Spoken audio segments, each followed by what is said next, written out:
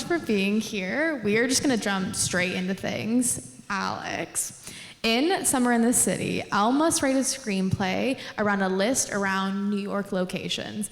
How did you craft this list? Did you do research? Are you from New York? Or did you just visit a lot? Oh, hi everyone. Thank you so much for being here. This is so cool. It's my first time in Canada and obviously my first event here too. So thank you.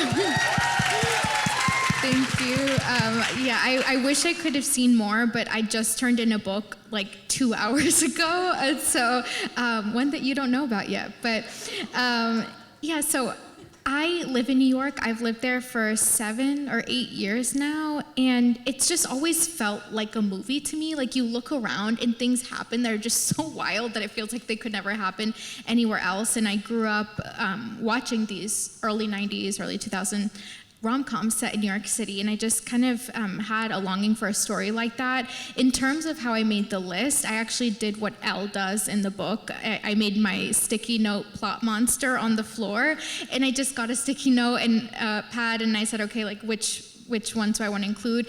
I started with my favorites, like places that I already had been to, like the High Line and the Summit, which is kind of near the Empire State Building. But I also wanted to put places that I had never really seen reflected in rom-coms or in fiction about New York. So instead of putting the Met, I put the Cloisters, which is part of the Met, but it's I don't see it as much in kind of like modern media. And then so I made some choices. Like I wanted to be able to rediscover New York City myself. And so it was fun because the summer that I was writing that book, I was also having my own summer in the city because I had to go to these locations so that I knew how to describe them. So yeah, that's how I did. Okay, so wait, if this is your first time in Canada, have you done any like stereotypical Canadian things? Stereotypical? I don't know. What is like someone was, I think it's like a stereotype that Canadians are really nice.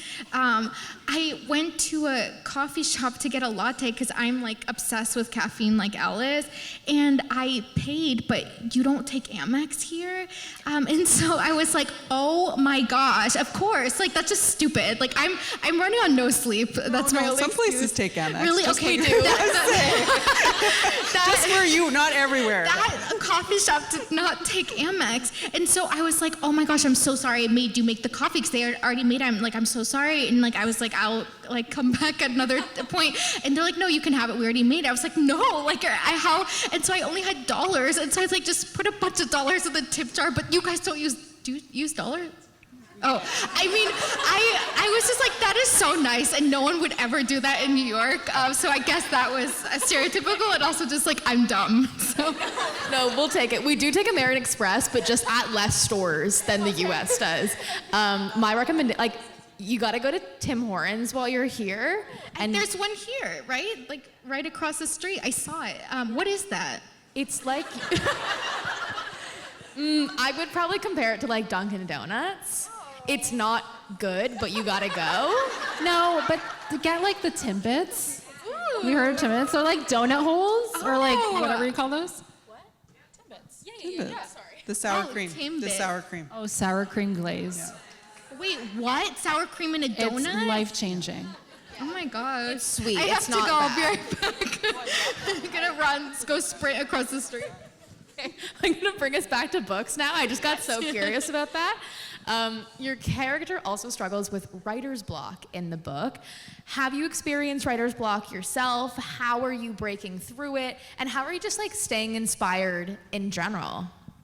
Oh, that's a good question. I think I had never really had writer's block for most of my time writing. Like I started writing very young, and I just loved it so much that I always felt like I could almost just like not type fast enough to get out what I wanted to say. Not that it was like great, but I just like had so much I wanted to get on the page.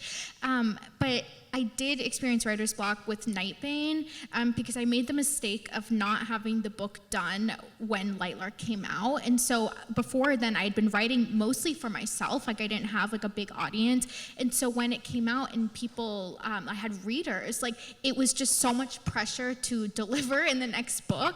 And so I really froze up and I couldn't write for many months until I went to a book festival, like a signing actually, and I met readers and they were telling me like, and I was like putting like a face to, you know, like someone saying like, oh, I'm Team Grimm, I'm Team Oro.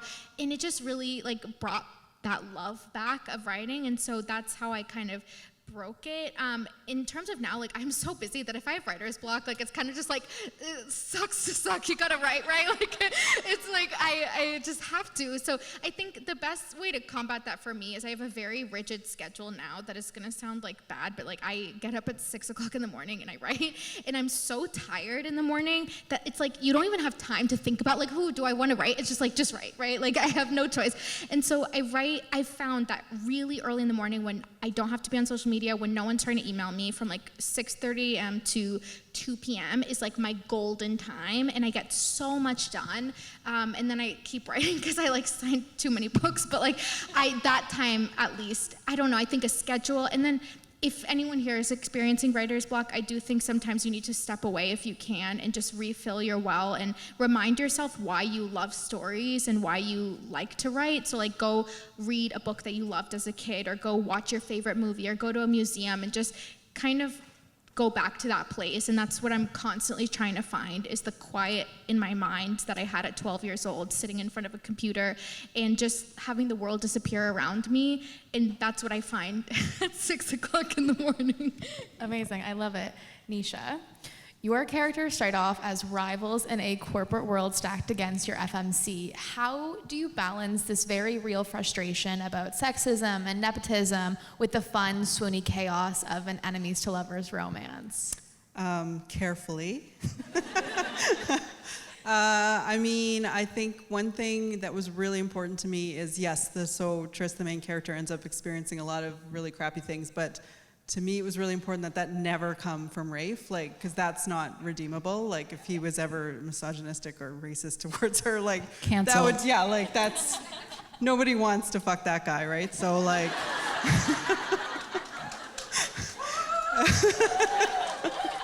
I mean, maybe someone does, but not the kind of person I want to write about or we want to read about. But yeah, I think it was just sort of like, I pulled back on a few things where I'm like, this is getting too heavy, because like I still wanted it to be fun, but still say something. Like I still wanted it to, because it was very much informed by a lot of I was an engineer many years ago after I graduated from university, that's what I did.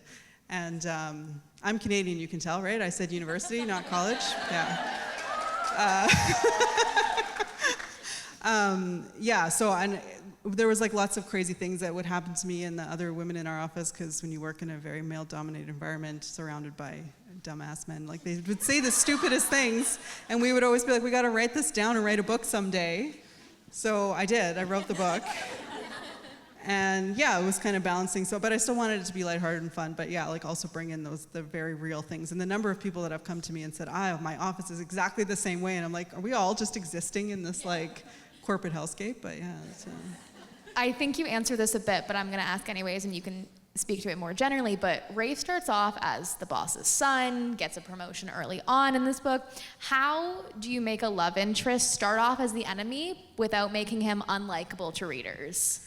Well, I think because I think in this case they're like more rivals than enemies. Like the guy in the cubicle next to you is not really your enemy, right? Like, whereas like when you look at my like romantic books, like your father killed my whole family, and now, right? Like it's a very different vibe, right? Like then you got the promotion I wanted. I mean, he was stab-worthy too in a lot of ways, but I think because I think everyone picked up on the fact that like he's already obsessed with her, right? Like from the very beginning, even if he's like kind of he's matching her energy a little bit, like challenging her, but not like ever doing anything that crosses a line, which I think goes back to the other question too, that certain things once you cross a line, and in contemporary, are way less forgivable than when you're writing fantasy or something, right? Like there's very different barriers to what you will put up with, I think, before a love interest is no longer redeemable. But yeah, I mean, I think deep down, like, you get the hint that he's actually a good guy, even if she is not perceiving that yet.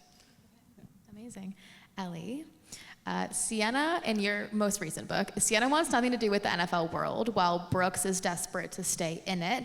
How do you make two characters with opposite goals still spark so much chemistry? That's a very good question. How did I do that?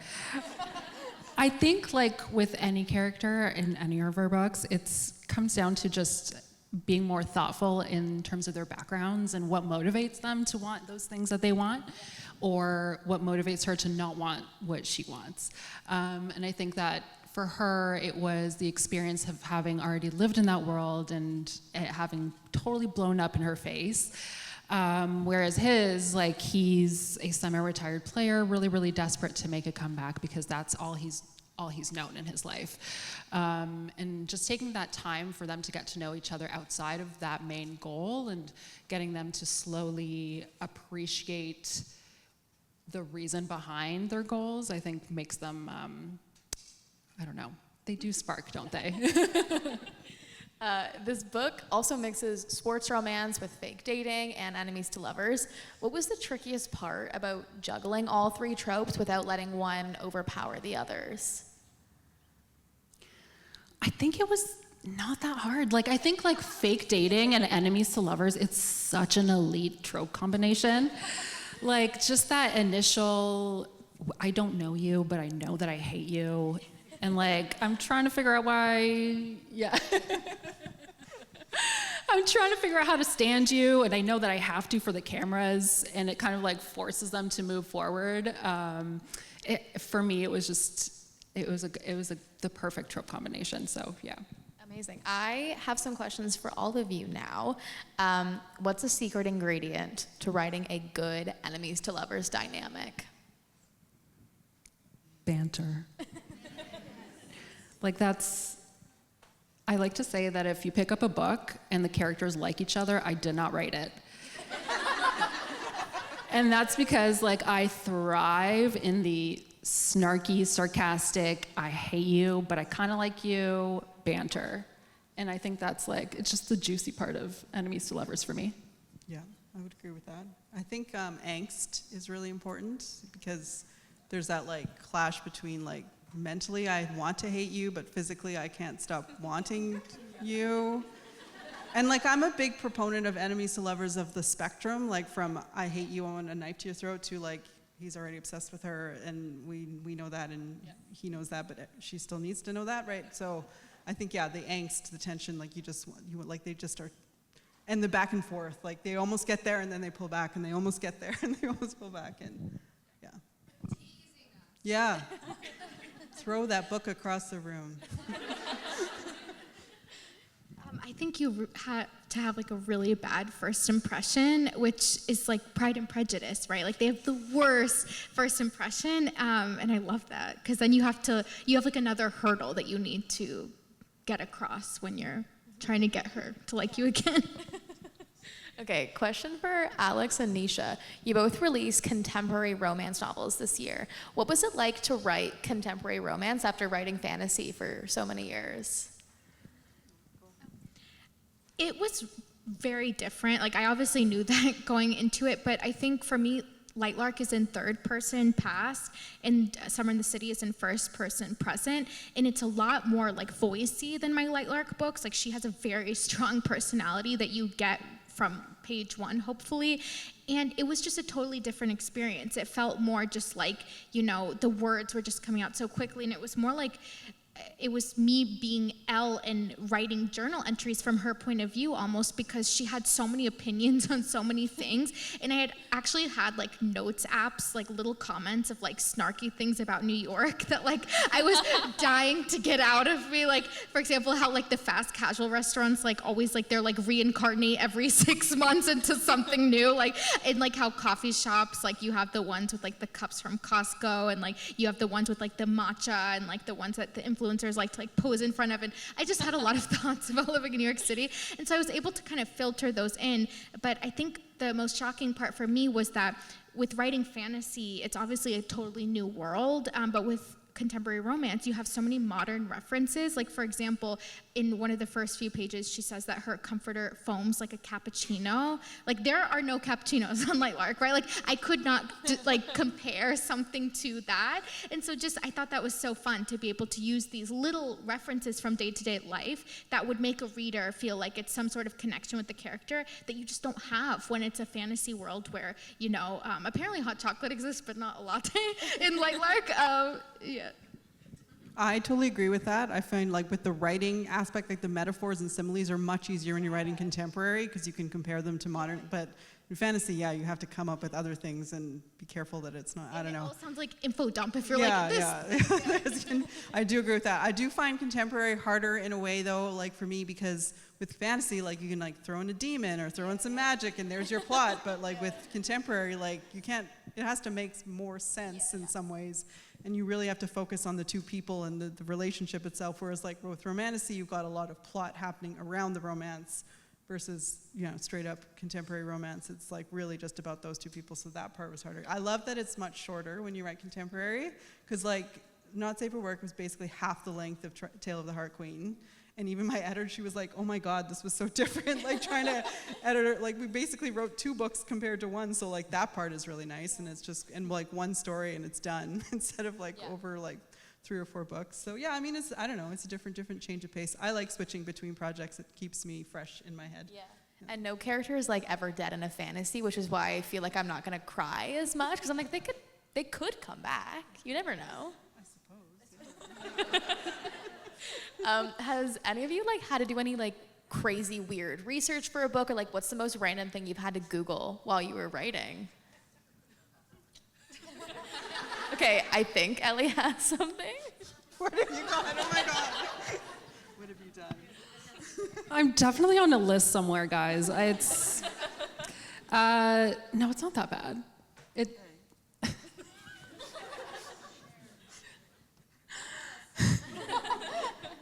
Well, so my February release.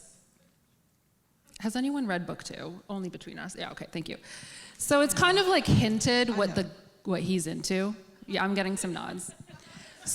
Which is not really necessarily what I'm into in the bedroom. There was, looking up certain types of knots and certain types of fun ways to use ropes and make it seem realistic and fun. And when you said knots, I thought we were talking about no, not that kind of knots. I know how those work. Yeah, that's a whole different genre. Contemporary knots. Like sailors knots. Sure. Anything from you guys? Any random research? I mean, I've definitely heard, like I have friends that say that every time they go to the airport, they get stopped and they think it's because of what they've searched for their books. But I think maybe like the weirdest thing I had to search was for Nightbane. There was like something with like she had to stab someone in a certain way. And so I had to look on YouTube of like self-defense of like using a sword, which like who makes these videos? I don't know. But I had to like see someone do it so that I could describe it. Yeah. But yeah, I mean, it's kind of hard. Sometimes I'm like, is this right at all? Like about like a sword. Like I go to museums. Like when I go like internationally for tours, like I went to Paris and like I went to like a medieval like museum. You see all like the swords and stuff. I'm like, this looks really heavy. I don't think any of my characters could actually do what I describe. But okay. What are your like top 3 romance tropes, and what is a trope you hate, you'll never write, you don't like to read? Aside from enemies to lovers for your favorites, of course. I mean, I love a 1 bed or 1 horse or there's one pillow in Not Safe for Work. Yeah. Anything 1 thing. I saw someone who's writing a 1 brain book. What? Wait, tell me more. What do you mean? Like they share a brain? They share a brain, yeah. Anyways, that's a little too much. I love fake dating too, and I've never written it, but I would really love to write a like marriage of convenience or arranged marriage. Yeah, one day I will. And one I don't like, I don't know if there's one. I'm not super into bully stuff, I guess. Oh, yeah. Okay. Agree with that. Well, it's like what you said about making the guy too irredeemable to. Yeah. I agree. And I know some people like that. Well, now I'm thinking about it. I'm like, could I make him redeemable? I mean, could now I kind of want to try it. it. Love, like the right woman, could he change it? With the right love, could he be? I don't know. But yeah, you'd have to write in like therapy. It would have to be a whole thing. I don't really like pregnancy tropes either. And I'm a mom, so I don't even like, yeah. I don't want to hear about it again. Favorite tropes?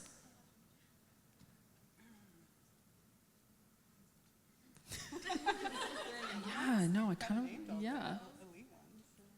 I like villain gets the girl. Like, I think it is different from enemies to lovers because he is like the villain that everyone's against. And I don't like, not that it's bad, like I just don't like friends to lovers in fiction. In real life, that's obviously what you want.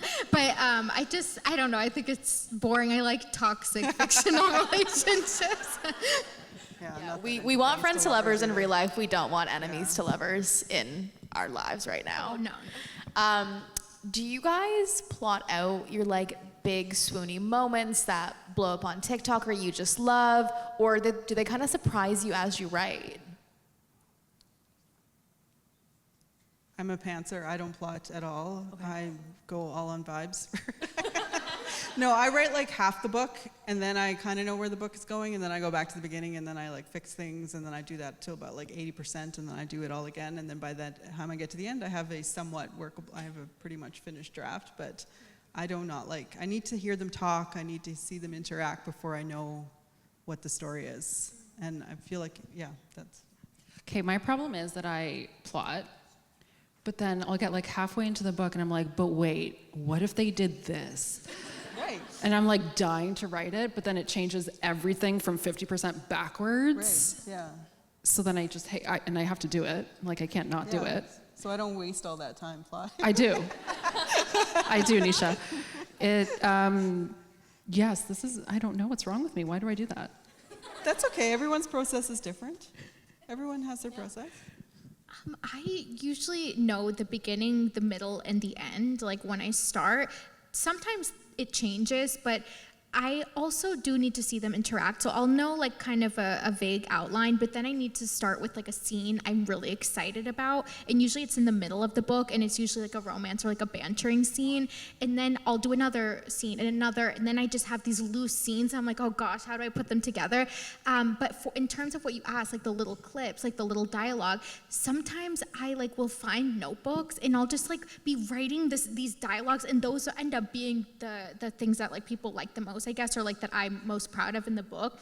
And it just kind of comes out of nowhere, and then you have to learn where to fit it in. Or like my notes app is filled with like these, if anyone read it, they would be like, you're crazy. Like it's like dialogue that makes no sense. It's like in code. It's like some stuff is like really like for the adult books, like way too romantic, like have just like in a notes app.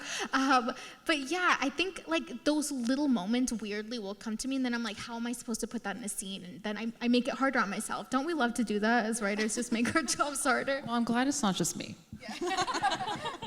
Okay, last question I have for all of you is, if you had to do it all over again and write your debut novel, what would you do differently? What would you do the same? And what advice would you give to anyone in the position right now where they're like, I want to write a book and I don't know how to start?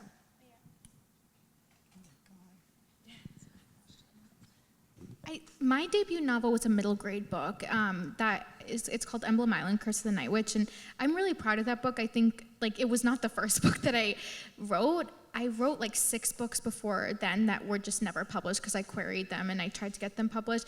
I don't think I would do anything different for that book, but for Light Lark, that was, I guess, my 3rd published book. I think my advice for anyone writing a book right now or writing their debut book is write for yourself and write like no one's watching, because at least for me, like I had to write so many books before anyone had any interest in reading them, that if I didn't love everything that I was writing, or if I hadn't seen every word as just practice, then I don't think I would have been able to keep going with the writing. I think I would have given up a long time ago.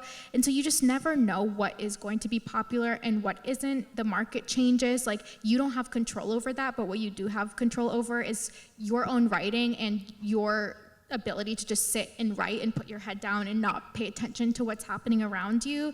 And so I just think write for yourself first. And if you are getting discouraged, what really helped me before I was published was giving my books chapter by chapter to like a family member or a friend or someone who loves to read.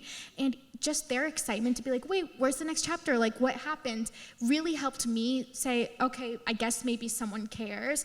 And so that's what I would recommend. But I think if you don't look back at your past writing and say like, oh, I would have done that better, then you're not growing as a writer. And so don't be afraid of that. Be happy. And I always hope that my next book is my best book. And I think that that's the only way that you grow as a writer. Yeah, I agree with that. Like, I don't know that I would change anything from my debut. I think like it was exactly what it needed to be for the me of that time. And I learned a lot from like the headaches of like taking a story from beginning to end was really the hardest part. I wouldn't change anything. And like it's the quintessential advice is you can't edit a blank page. So just put something on the page and then fix it later. I'm going to agree. I don't think I would do anything different. I think every mistake you make and all the things are all part of the things you learn along the way, and you kind of have to make them. Like, you can instinctively do a bunch of research, talk to a whole bunch of people, get lots of great advice from other people, but you still are going to make mistakes no matter what, and I think each one is really important. And I know I indie published first and you indie published first, so I think like you kind of come from a different point of view in that regard too, because you're not thinking just about the book and the writing, you're thinking about the marketing and all the things that go around it a lot more than when you're trad publishing. So I think there was a lot of aspects of that too. And that, I guess that for someone who is writing, starting to write, I think part of it is to think about what your goals are, like what do you want from your writing career? Do you want to be an indie author? Do you want to be a traditionally published author? And like, what does that mean to you?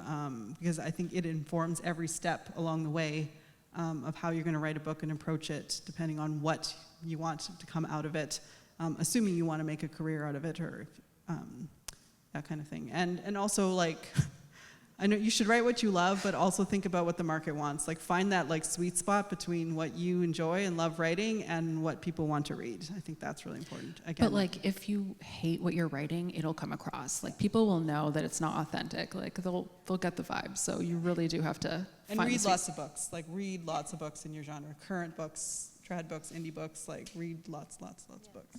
Okay, I'm gonna throw one more question at you guys. What is like a favorite book you guys have read recently that you've loved? Every time someone asks me this, you forget every book you've ever read in your life. Okay, I'm gonna do two. One is I always have to plug The Hurricane Wars by Thea Gausen because it's my very favorite romantasy series. The first 2 books are out. I'm obsessed with it and her. I like went into her DMs and I was like, I'm making this woman my friend. Because I was like, now she's stuck with me. And another one I just read is called, K.M. Moranova. And why am I blanking on the name? It's a dark romance. It's like this like dark army. Oh God, I can't remember the name. Leave Me Behind. Oh my God, yes. It was so good. It's so like, oh my God, it's dark and crazy and I loved it. I read recently Winging It With You by Chip Pons. It's so good. Okay, so because I'm a huge reality TV junkie, so it's fake dating crossed with The Amazing Race. So very like adventurous and so fun. I really liked Problematic Summer Romance by Ali Hazelwood. I just love her. And then Chloe Gong, my friend, has a book called Cold Wire that comes out soon, and it's a dystopian YA, and it was so good, and I just love her. Amazing. I now have 6 books to add to my TBR. But thank you guys for chatting with me. I think we can give a round of applause and then we're gonna take some audience.